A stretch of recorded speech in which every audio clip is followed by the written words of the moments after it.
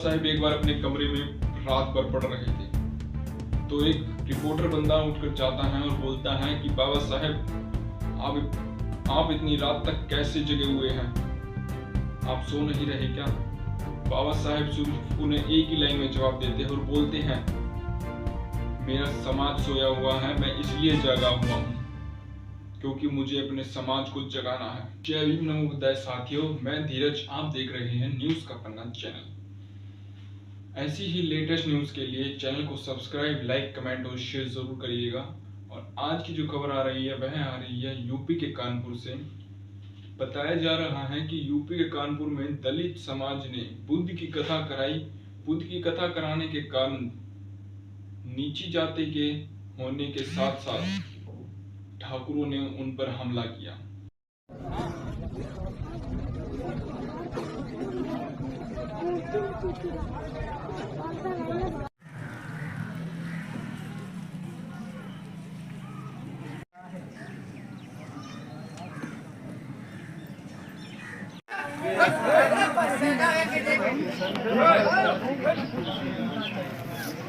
किसी न किसी दिन 20 लाख में भेज के हम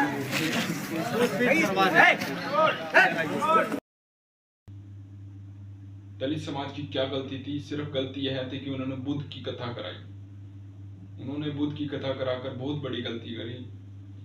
ठाकुर समाज ने उनके ऊपर गोलीबारी की, साथ में लाठी डंडियों से मारा और घसीट घसीट कर मारा, और साथ में संत गुरु रविदास जी की मूर्ति भी तोड़ी गई, उन्हें भी अपमानित किया गया।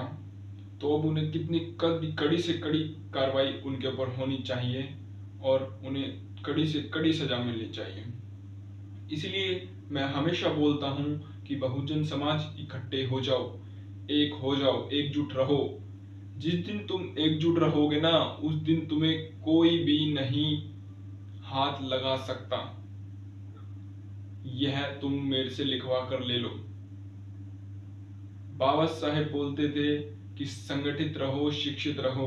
वो इसलिए ही बोलते थे कि अगर तुम शिक्षा ले लोगे तो तुम अपने हक अधिकारों को आसानी से छीन सकते हो, लड़कर नहीं, अपनी ज्ञान से।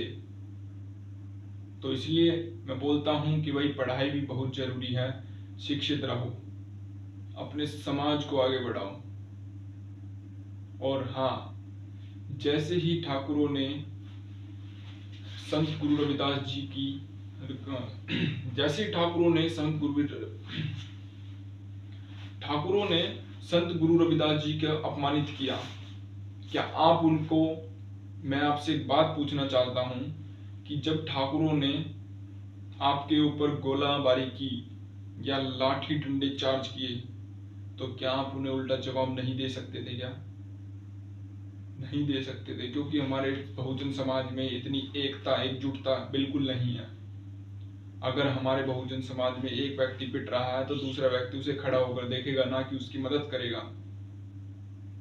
अगर तुम एक साथ हो जाओगे ना तो तुम्हें कोई भी हाथ नहीं लगा सकता। किसी की हिम्मत नहीं, किसी की मजाल नहीं कि वो तुम्हें छूकर चला जाए या मार कर चला जाए या तुम्हें उल्टा बोल जाए, कुछ भी बोल जाए, मजाल भी नहीं होगी अगर तुम उसे जवाब देना सीख गए तो। और जवाब सिर्फ एक चीज से दिया जा सकता है, वह है शिक्षा। बाबा साहेब कहते थे कि मेरे कारवां को अगर आगे ना ले जा सकते तो उसे पीछे भी मत ले जाने देना, उसे बीच में ही छोड़ देना अगर तुम्हारे इतने अंदर हिम्मत नहीं है तो। ऐसे दिखावे से कुछ नहीं होता कि भाई बाबा साहेब का जन्मदिन आया, उस दिन पूरा बहुजन दलित समाज इकट्ठा हुआ और बड़े बड़े नेता इकट्ठे हुए, उस दिखावे से कुछ नहीं होता।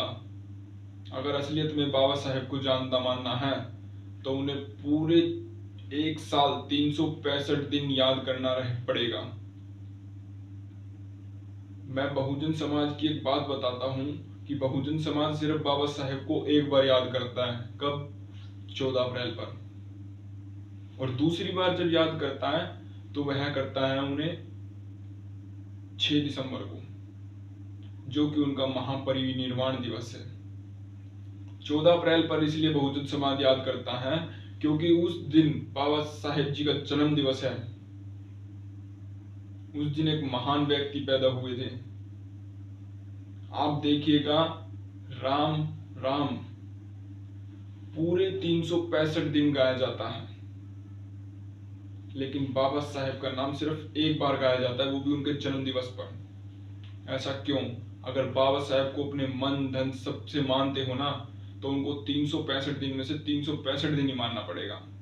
साहब एक बार अपने कमरे में रात भर पढ़ रहे थे, तो एक रिपोर्टर बंदा उठकर जाता है और बोलता है कि बाबा साहेब आप इतनी रात तक कैसे जगे हुए हैं? आप सो नहीं रहे क्या? बाबा साहेब सिर्फ उन्हें एक ही लाइन में जवाब देते हैं और बोलते हैं, मेरा समाज सोया हुआ है, मैं इसलिए जागा हुआ हूं क्योंकि मुझे अपने समाज को जगाना है। आप देख लीजिए, जिन्होंने अपने बच्चों तक खो दिया, अपनी बीवी तक को खो दिया अपने समाज को जगाने के लिए, आज वह समाज क्या दिखा रहा है? कुछ नहीं।